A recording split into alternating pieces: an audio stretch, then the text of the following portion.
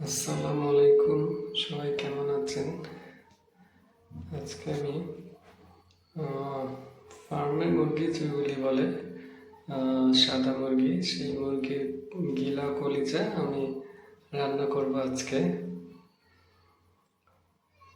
আমি এগুলো কেটে ভালোভাবে ধুয়ে চালনিতে পানিটা ঝরিয়ে নিচ্ছি। পেঁয়াজটা আমি বাদামি করে ভেজে নিব। পেঁয়াজটা আমি অনুমান করে দিয়েছি, কম বেশি সমস্যা নেই। পেঁয়াজটা বাদামি প্রায় হয়ে গেছে, এখন আমি এখানে একটু পানি দিয়ে দেব। পানিটা দেওয়ার কারণ হচ্ছে মশলাটা যেন পুড়ে না যায়। আমি পরিমাণ মতো আদা দিয়ে দিয়েছি, এখন একটু রসুন দিয়ে দেব।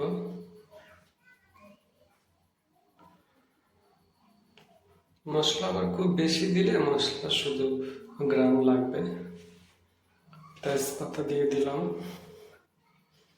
এলাচ, দারচিনি অল্প অল্প 2-3টা পিস, পরিমাণ মতো। সব কিছু আসলে পরিমাণ মতো দিতে হয়, খুব বেশি দিলে মজা হবে না। আমি মরিচ গুঁড়ো দিয়ে দিয়েছি।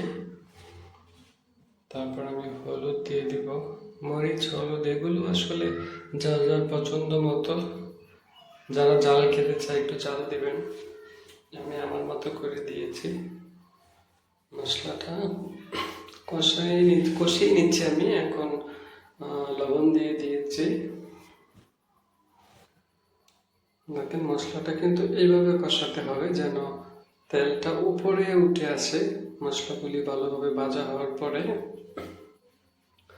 এখন আমি সেই কলিজাগুলো দিয়ে দিয়েছি। এগুলো আমি ভালোভাবে এর সাথে মিশিয়ে সুন্দরভাবে কষিয়ে নিব। দেখেন, এটা কষানোতেই বেশ সুন্দর লাগছে।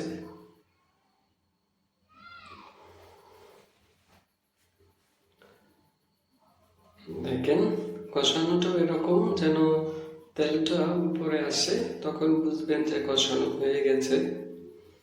এ পর্যায়ে একটু পানি দিয়ে দিচ্ছি, কারণ যেন ভালোভাবে সিদ্ধ হয়। পানি না দিলেও চলে, তাও আমি দিচ্ছি যেন মশলার কোনোভাবে কাঁচা গন্ধ না থাকে। যেহেতু এটা আমার বাচ্চারা খাবে, আমার মেজো ছেলে এটা খুব পছন্দ করে, তার জন্য এটা রান্না করছি।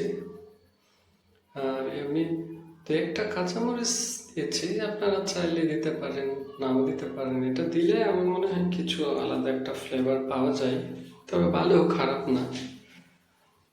দেখেন আমার রান্নাটা কেমন কালারফুল হয়েছে, এটা খেতেও মাশাআল্লাহ। আমি পরিবেশন করে দেখাচ্ছি। দেখেন, দেখতে বেশ সুন্দর হয়েছে, এটা খেতেও মাশাআল্লাহ খুব মজা।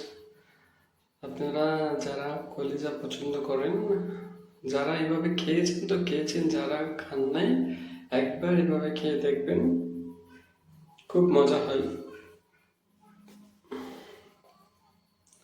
আমার মনে হয় কলিজা এটাই সবচাইতে বেস্ট। গরু বা মুরগি, যে কোনো কলিজা এই সিস্টেম রান্না করলে মানে মজাটা দ্বিগুণ বেড়ে যায়।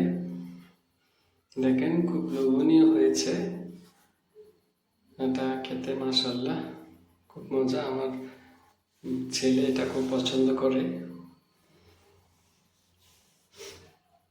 আপনারা যারা খান না একবার এভাবে খেয়ে দেখবেন। আর আমার রান্নাটা কেমন হয়েছে জানাবেন। সবাই ভালো থাকবেন, সুস্থ থাকবেন। আল্লাহ হাফেজ।